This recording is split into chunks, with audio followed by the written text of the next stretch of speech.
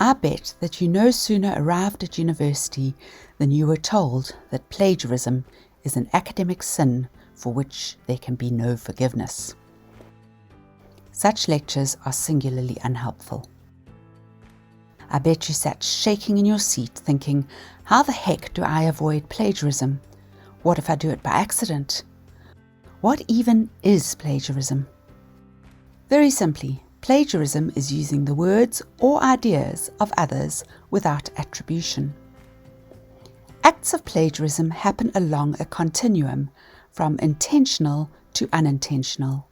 In this video, I'm going to be talking of those acts on the unintentional side of the continuum, the side where you're not entirely sure about how to write academically, and you're worried that your attempts to write in these new ways might be hopelessly wrong.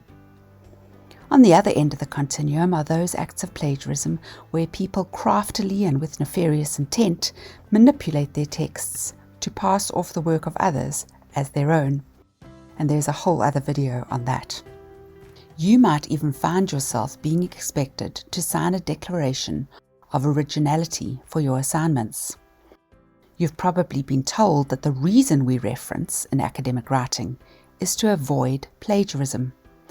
Again, this is not hugely helpful.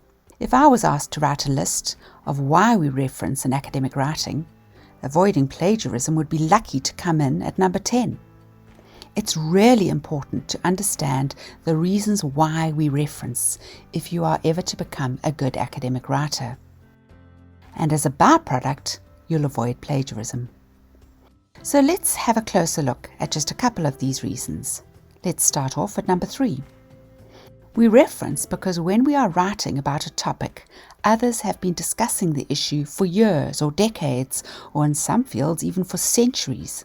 And our references show how our contribution, whether it's a first-year essay or a PhD thesis, fits into these debates, deliberations, and discoveries.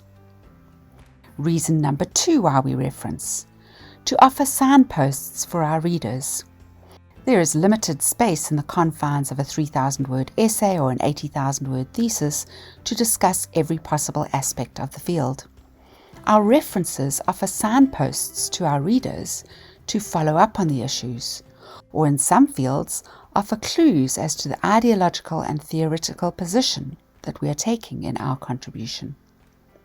And reason number 1, the most important reason of all in my view, we reference to provide evidence of what we want to say.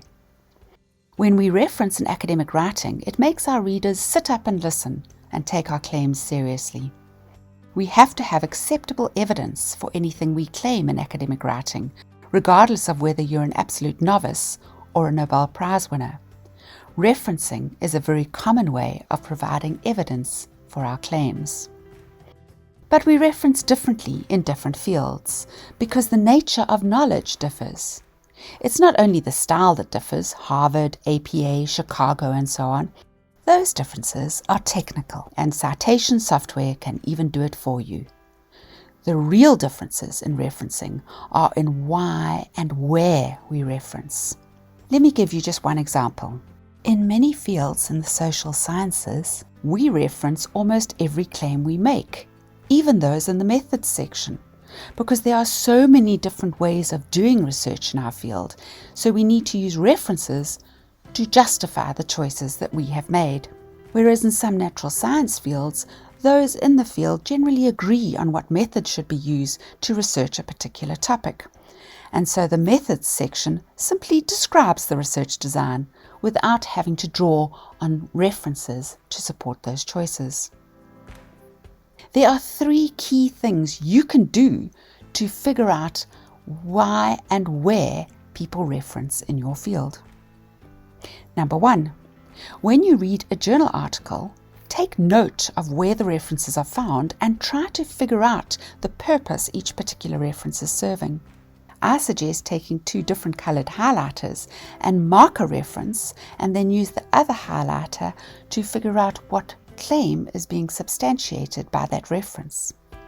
Number 2, keep a reading journal as a space to make personal sense of what you've been reading and to think through how you might use that to support your own study. Number 3, practice, practice, practice. Academic writing takes hours and hours of reading and writing. No one is born good at it, and you have to put in the hours before it gets easier. But it will get easier. We've got videos that unpack each of these 3 suggestions in much more detail, so follow the links below this video on the postgradeenvironments.com website. Avoiding unintentional plagiarism is actually a byproduct of learning how, where, and why we reference in each academic field. Focus on figuring that out, and the rest will follow.